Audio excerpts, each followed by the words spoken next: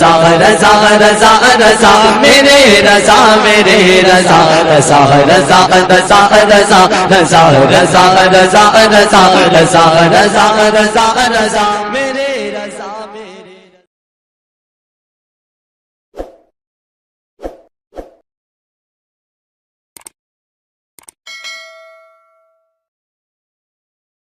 بہت اچھا حضرت، زندہ باد زندہ باد.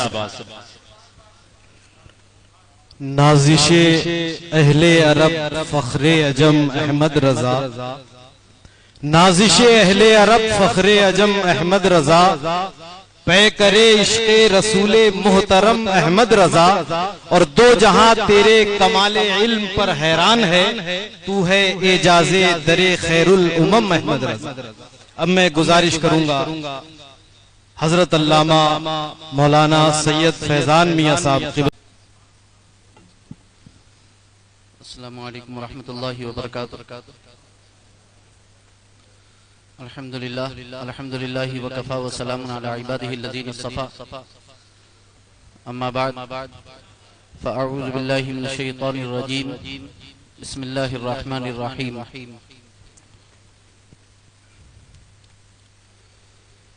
ان اللہ لا یغیر ما بقوم حتى یغیروا ما بانفسهم. صدق اللہ العظیم. نبی اکرم صلی اللہ علیہ وسلم کی بارگاہ اقدس میں درود پاک کا نذرانہ پیش کریں. پڑھیے بآواز بلند اللہم صلی وسلم اللہم صلی علی سیدنا و مولانا علیہ وصحبہ وبارک وسلم. صلاۃ و سلام علیک یا رسول اللہ، صلاۃ و سلام علیک یا حبیب اللہ، یا کریم اللہ وعلی آلک و اصحابک یا شفیعنا عند اللہ. اللہ رب العزت اپنے فضل کرم خاص سے اپنے حبیب سرور کونین صلی اللہ علیہ وسلم کے تصدق و تفیل ہمیں علم نافع، عمل صالح، رزق حسن اور ایمان کامل کی دولت سے مالا مال فرمائے، اور اللہ رب العزت ہمیں اصلاح اعمال کی توفیق رفیق عطا فرمائے. میں کسی تقریر کے لیے حاضر نہیں ہوا ہوں، حضرت کا حکم ہے تو بس برکتیں حاصل کرنے کے لیے اور اپنے مشائخ، سادات، علماء، مفتیان اعظام کی بارگاہوں سے فیض حاصل کرنے کے لیے بس 2 منٹ کے لیے حاضر ہوا ہوں. چونکہ قل شریف کا وقت بہت زیادہ قریب ہے اور ابھی ہمارے بزرگ حضرات یہاں پر موجود ہیں. انشاءاللہ العزیز آپ ان کے کلمات سنیں گے، اس لیے میں یہ جرات نہیں کروں گا اور اسی لیے میں حاضر بھی نہیں ہو رہا تھا، کیونکہ یہ مجھے بالکل مناسب نہیں لگ رہا ہے کہ قل شریف کا وقت بالکل قریب ہے اور ہم ان کے کلمات سے یہاں پر ایک لمحے کے لیے بھی محروم ہو جائیں. یہ قطعاً درست نہیں ہے. بس یہ آیت کریمہ میں نے اس لیے پڑھی کہ اسی آیت کریمہ پر میں نے کچھ لکھا ہے جو امام اہل سنت اعلی حضرت عظیم البرکت الشاہ امام احمد رضا خان فاضل بریلوی علیہ رحمت و رضوان کے.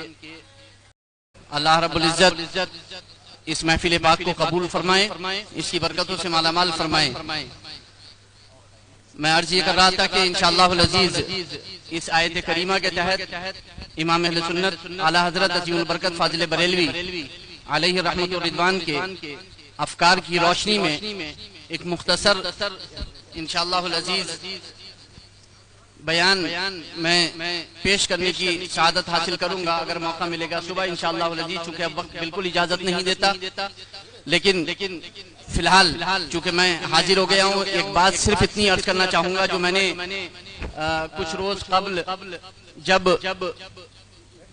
قاضی القضات فی الہند جانشین تاج الشریعہ حضور برہان الشریعہ حضرت علامہ الحاج الشاہ مفتی محمد اسجد رضا خان صاحب دامت برکاتہ العالیہ اتراکھنڈ تشریف لائے تھے اور ممبر پر تشریف فرما تھے، تو وہاں میں نے چند باتیں پیش کی تھی اور ایک مثال پیش کی تھی قرآن کریم سے. وہ مثال میں یہاں بھی پیش کرنا چاہوں گا اور آپ سے یہ گزارش کرنا چاہوں گا عرس رضوی کے اس اجلاس سے اور تمام محترم سامعین اور حاضرین سے. قرآن کریم نے جو مثال بیان فرمائی ہے، بس میں یہ کہنا چاہوں گا کہ وہ مثال شہد کی مکھی کی ہے. وہ مثال شہد کی مکھی کی ہے اور شہد کی مکھی کی تعریف، اس کی توصیف، اس کے اوصاف، اس کے خصائل، اس کے فضائل آپ میں سے جس نے پڑھے ہوں گے وہ بہت اچھے سے جانتا ہوگا، مگر کسی نے نہ بھی پڑھے ہوں تو صرف اتنا جان لینا کافی ہے کہ جب اللہ رب العزت نے اس کی مثال قرآن میں بیان فرمائی تو کچھ تو خاصیت ہوتی ہے۔ میں یہ کہنا چاہوں گا کہ آپ شہد کی مکھی بن جاؤ۔ امام احمد رضا خان فاضل بریلوی علیہ الرحمت والرضوان اور حجت الاسلام سرکار مفتی اعظم قطب عالم نور اللہ مرقدہ حضور تاج الشریعہ علیہم الرحمت والرضوان اور دیگر علماء اہل سنت والجماعت بالخصوص امام اہل سنت فاضل بریلوی علیہ الرحمت والرضوان جو قرآن نے فرمایا نا شہد کی مکھی بن جاؤ، امام اہل سنت شہد کی مکھی ثابت ہوئے ہیں اہل سنت والجماعت کے۔ شہد کی مکھی کا کام ہوتا ہے مختلف باغات میں جانا، مختلف قسم کے پھولوں کا رس لینا اور اس کے بعد شہد کا چھتا تیار کر کے شہد کی شکل میں آپ کو دے دینا۔ شہد کی مکھی گندگی پر نہیں بیٹھتی، شہد کی مکھی غلط جگہ پر نہیں جاتی، بلکہ اچھے پھلوں کا، اچھے پھولوں کا رس لے کر کے جمع کر کے شہد کی شکل میں جس کو قرآن نے شفا فرمایا ہے آپ تک، اور آپ اسے شفا کے خاطر استعمال کرتے ہیں۔ امام اہل سنت وہی شہد کی مکھی ہیں جنہوں نے مختلف قسم کے پھولوں سے اور باغوں سے رس لے کر ایک شہد فتاوی رضویہ کی شکل میں ہم تک پہنچا دیا ہے۔ ہمیں چاہیے کہ ہم اس شہد کو چکھیں۔ جس نے بھی اس شہد کا مزہ چکھ لیا ہے وہ کبھی بھی گندگی پر نہیں بیٹھا، وہ کبھی بھی بھورے پر نہیں گیا ہے، وہ کبھی بھی گندگی کی طرف متوجہ نہیں ہوا ہے، بلکہ جس کو شہد کا چسکا لگ جاتا ہے پھر وہ کبھی شہد کے سوا کسی اور چیز کو پسند نہیں کرتا۔ شہد بہت ہی عمدہ چیز ہے، اس لیے میں آپ سے کہوں گا کہ آپ شہد کی مکھی بن جاؤ۔ اور اس کے ساتھ ساتھ امام اہل سنت اعلیٰ حضرت عظیم البرکت فاضل بریلوی علیہ الرحمہ نے دعا فرمائی ہے۔ کیا دعا فرمائی ہے؟ حضرت موسیٰ علیہ السلام، حضرت خضر علیہ السلام کا جو واقعہ قرآن کریم میں بیان ہوا ہے، اس میں جو ایک واقعہ تھا کہ بچوں کا خزانہ دیوار کے نیچے موجود تھا اور ان کے لیے دیوار کو سیدھا کر دیا گیا تھا۔ امام اہل سنت فاضل بریلوی علیہ الرحمہ فرماتے ہیں یہ ان کی پچھلی 14ویں پشت میں ان کے ایک دادا کی برکات تھی جو انہیں حاصل۔